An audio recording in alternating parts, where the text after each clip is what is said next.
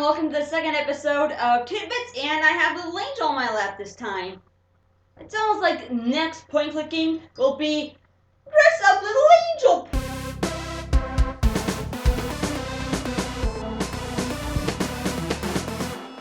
Dress up the Angel Girl!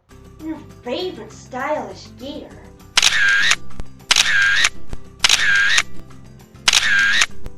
Yeah, do your own thing, Angel. You know, how I got into video games is actually a pretty interesting story.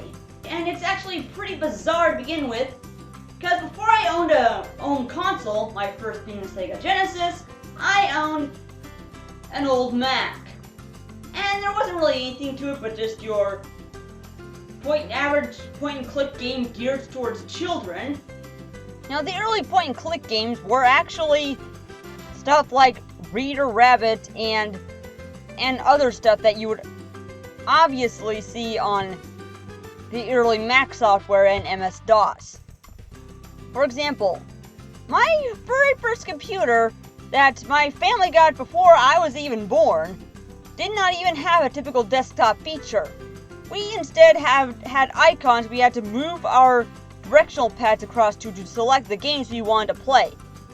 It sounds pretty primitive and bizarre by today's standards, but this is what it was mostly like before Windows 95 launched. And now that I've gotten older, I hate them. They suck, they are boring, and they don't have any replay value.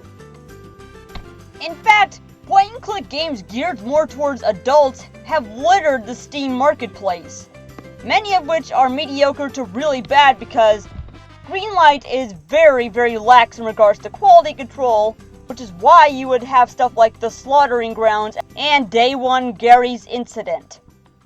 I have recently purchased and played a game on Steam called The Mysterious Island, and I thought it was your typical survival game where you're stuck on a deserted island and you have to survive, but it isn't. You actually have to explore lost ruins and stuff like that, and I didn't even get past the first part of the game because it's linear as hell. You don't have any free will of movement, you just point on certain objects to transition to certain screens. And I've even commented on how the hell this is even on store through my live stream on Twitch. I'm trying to get the crab. Ouch! What's it eating, a porcupine capybara? I'm asking questions. Do crabs actually eat carcasses?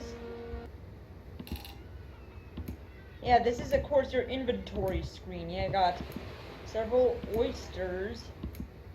Best friend, okay, how do you eat the thing? This is so linear.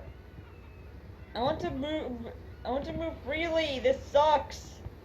If I had the money and the talent of many developers, I would actually create a game like this where you have to survive on a deserted island. This kind of survival game.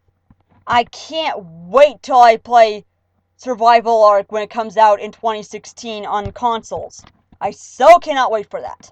As I veered away towards point-and-click games, like mainly of which were educational games, I started playing the PC ports from many PS1 games. And that, of course, changed everything along with getting our first video game console. Answering the question, no, I do not feel strongly to the Sega mascot Sonic the Hedgehog for bringing me into the world of video games, because as you know, since abominations like Sonic 06 and Sonic Boom, it's hard to still love him unless you're a furry. Speaking of which, the reason he is still on the map is because of the furry subculture that exists in gaming. I mean, just let him die. Yes, back then PS1 games got PC ports like Tomb Raiders 1, 2, 3, and 4, and Final Fantasy 7 and 8, because N64s were on cartridges, and thus the cartridge could not really handle games with full motion videos, because otherwise they would just take up too much space.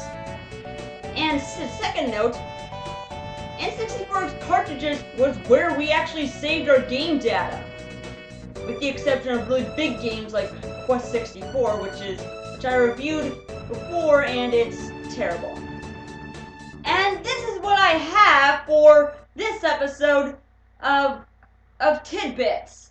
Next time, and as the year 2015 comes closer to an end, next episode will be counting down the top 10 worst games and best games of 2015. So, stay tuned next time as I get working on that after I do my retrospective review Christmas special. After I, in fact,